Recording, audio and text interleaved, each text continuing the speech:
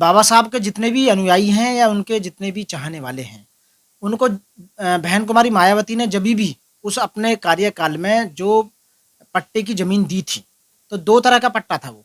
एक था non transferable right, एक एक था ट्रांसफरेबल राइट वाला।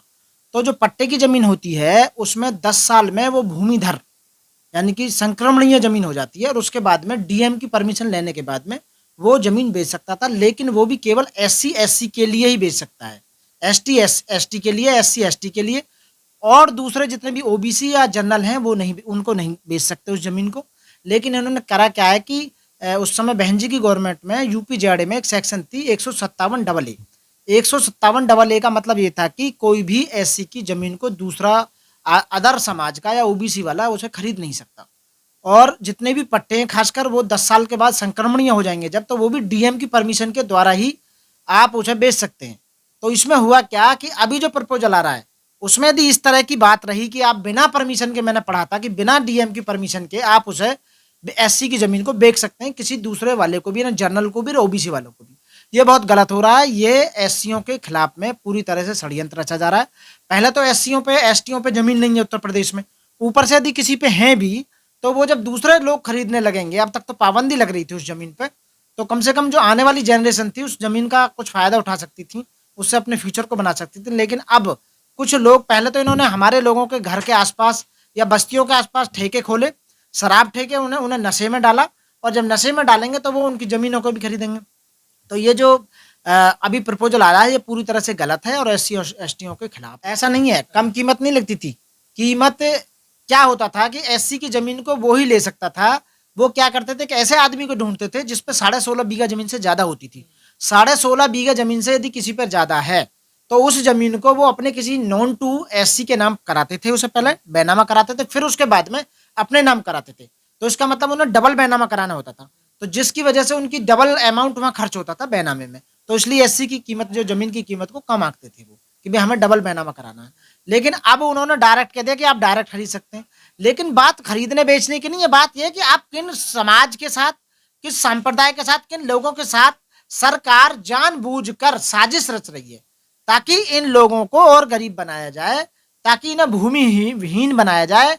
जो उन पर जमीन है वो भी उनसे छीनने के पूरे पूरे जो इनकी चाल है उस चाल को सक्सेस करना चाहती है, हड़पना चाहते हैं, मतलब हाँ। वो एससी की जमीन। दूसरी बात को ये कह सकते हैं कि उसे कम पैसों में देखो जो हड़प सकते हैं।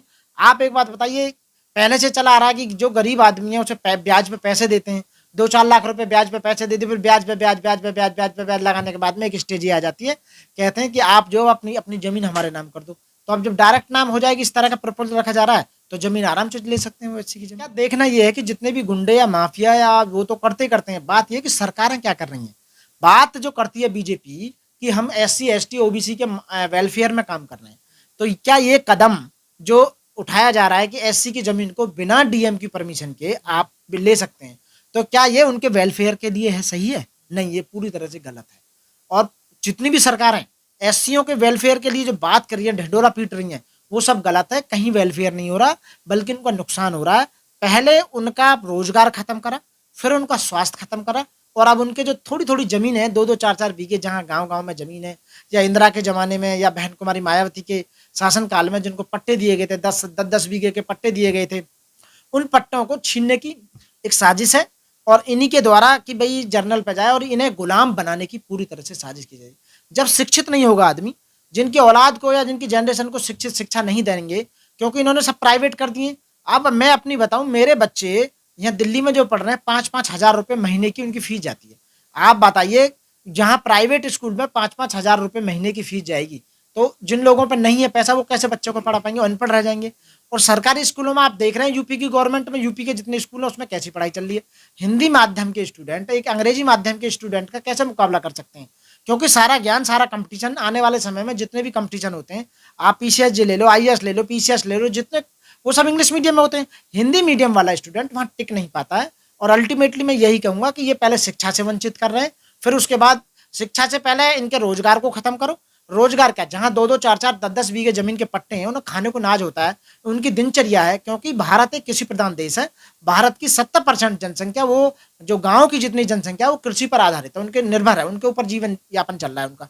जब उस जमीन को भी जर्नल वालों को, दे दिया जाएगा और उसके बाद फिर उसी जमीन में उनको नौकर बना दिया जाएगा।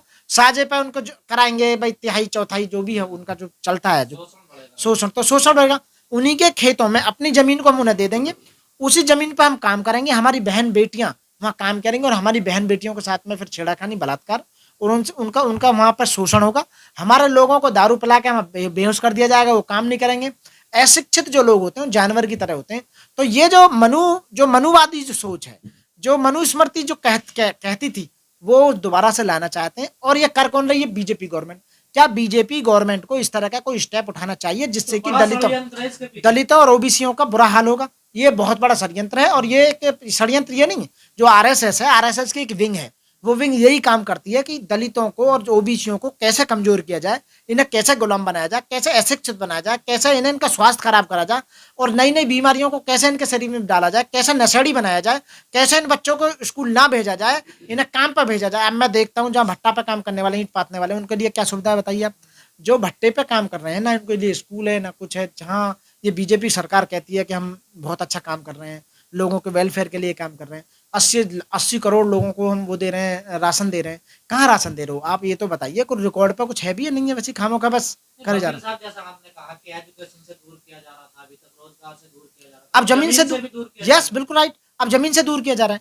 जमीन से दूर करने का मतलब है इनका फाइनेंशियली इन्हें तोड़ देना, कमजोर कर देना, आर्थिक रूप से इन्हें बिल्कुल कमजोर बना। जब किसी आदमी को बर्बाद करना होता है या उनकी नस्लों को बर्बाद करना होता है, तो सबसे पहले उसे आर्थिक रूप से तोड़ो, उसे पैसे से तोड़ो, जमीन से तोड़ो, उसके जितने आय के साधन है उन्हें बर्बाद कर दो। तो ये यही कर रहा है। अभी तक तो मांग हो रही कि जो दलित भूमिहीन है उनको जमीन दी जाए। अब आप बात उल्टा कर रहे हैं। जहां इन्हें दलितों को जमीन देनी चाहिए, जो भूमिहीन है उनको जमीन देनी चाहिए, बल्कि जिन पर 2-2 4 बीघे के या 10 बीघे के पट्टे, उन पट्टों को छीनने का प्रयत्न करा जा रहा है। और क्या नहीं है बताइए? ये आप ये समझ रहे हैं सरकार इस तरह का प्रपोजल ला के ये सोच रही कि जानते नहीं है ये? अरे आज बाबा साहब के अनुयायी, बाबा साहब भीमराव अम्बेडकर के अनुयायी करोड़ों लोग ऐसे पढ़े लिखे हैं, जो ग्रेजुएट हैं, लॉ ग्रेजुएट हैं, पोस्ट ग्रेजुएट हैं, डॉक्टर हैं, इंजीनियर हैं, वकील हैं, मास्टर हैं, प्रोफेसर हैं, बहुत हैं। क्या वो समझते नहीं है? चाल को नहीं समझते? आप जैसे पत्रकार क्या समझते नहीं? आपने क्वेश्चन कराइए। इसका सीधा सीधा मतलब है कि SC STओं को पूरी तरह से कमजोर करना। और अब से पहले अभी थोड़े दिन पहले बीजेपी गवर्नमेंट में, यूपी गवर्नमेंट ने क्या करा कि ओबीसी का कोटा खत्म किया।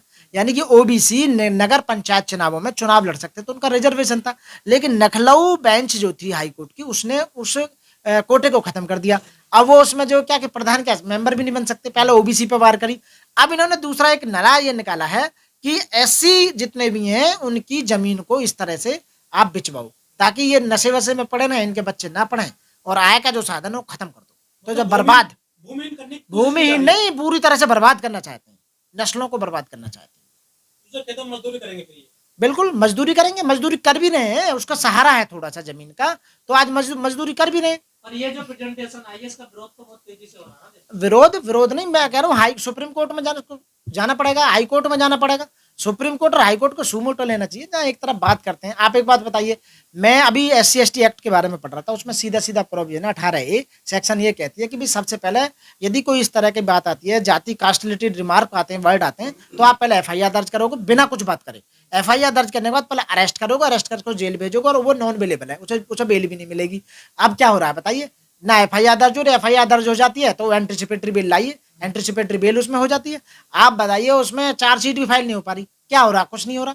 तो आप बताइए, ये संविधान की धज्जियां जो उड़ा रहे हैं, जो कानून हैं जितने भी बनाए गए हैं उन पर नहीं चल रहे हैं।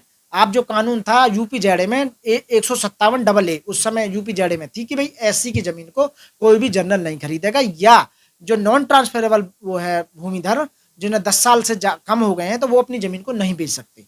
तो अब ये क्या हो रहा है कि आप DM की परमिशन के बिना बेच सकते हो? तो ये बर्बाद करने का सिस्टम नहीं है। ये हमारी पुश्तैनियों को बर्बाद नहीं करना चाहते, या हमें ये गुलाम नहीं बनाना चाहते, तो और क्या नहीं है बताइए? साजिश है पूरी तरह से।